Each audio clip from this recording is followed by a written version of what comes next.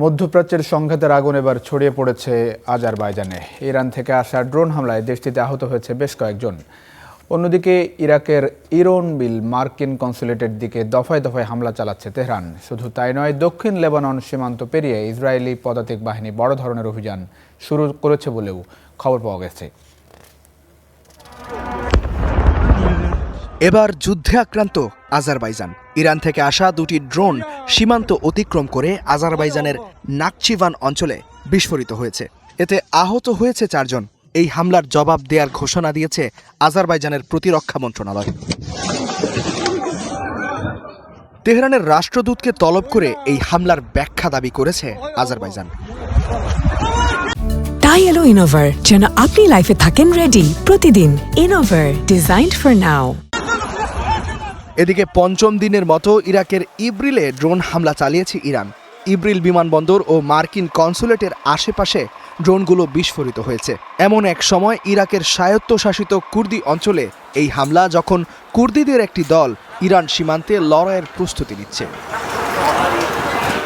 Jerusalem post বলছে, কুর্দিদের সশস্ত্র একটি দল ইরান সীমান্তে যুদ্ধ শুরু করেছে। রয়টার্স বলছে, গত কয়েকদিন ধরে ইরানি কুর্দি মিলিশিয়ারা যুক্তরাষ্ট্রের সঙ্গে আলোচনা করেছে। তাদের একটি জোট প্রশিক্ষণ নিয়েছে। ইরানের বর্তমান শাসক গোষ্ঠীর বিরুদ্ধে বিদ্রোহীদের উস্কে দেওয়ার অংশ হিসেবেই কুর্দিদের রণাঙ্গনে পাঠানো হচ্ছে বলে মনে করা হচ্ছে।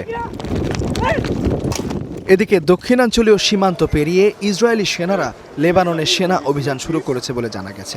দক্ষিণ লেবাননের একটি বড় এলাকা খালি করে বাসিন্দাদের লিটানি নদীর উত্তরে চলে যাবার নির্দেশ দেয় ইসরায়েলি সেনাবাহিনী।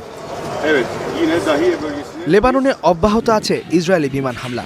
দিনভর বৈরুতের আকাশে কালো ধোঁয়া দেখা গেছে।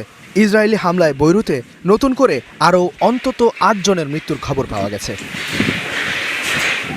ইসরায়েল জানায়, গেল 48 ঘন্টায় তারা লেবাননের 250টিরও বেশি হিজবুল্লাহ লক্ষ্যবস্তু ধ্বংস করেছে, যাকে পরিকল্পিত আগ্রাসন বলছে এই সশস্ত্র গোষ্ঠী।